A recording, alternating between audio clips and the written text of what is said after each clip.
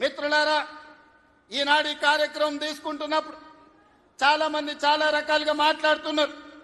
Congress party ముఖ్యమంత్రి PCC అధ్యక్షుడు ఎన్టీఆర్ గారి విగ్రహాన్ని ఏ విధంగా ఆవిష్కరిస్తారు, లేదా ఎన్టీఆర్ గారిది ఆంధ్రప్రదేశ్ హైదరాబాదు నగరం నడిబొడ్డున ఎన్టీఆర్ విగ్రహాన్ని పెడతారా అని కొంతమంది మాట్లాడుతున్నారు.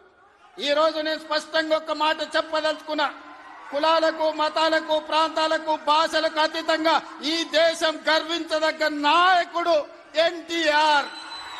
ఆ ఎన్టీఆర్ స్ఫూర్తి హైదరాబాదు నగరం నడిబొడ్డున వారి స్ఫూర్తితో పరిపాలన అందిస్తున్న మా ప్రభుత్వం అమీర్పేట్ చౌరస్తాలో మైత్రి వనంలో ఈ దారిలో వెళ్లే ప్రతి వాడికి ఒక స్ఫూర్తిని నింపడానికే ఈ రోజు వారి విగ్రహాన్ని ఇక్కడ మేము ఆవిష్కరించుకున్నాం.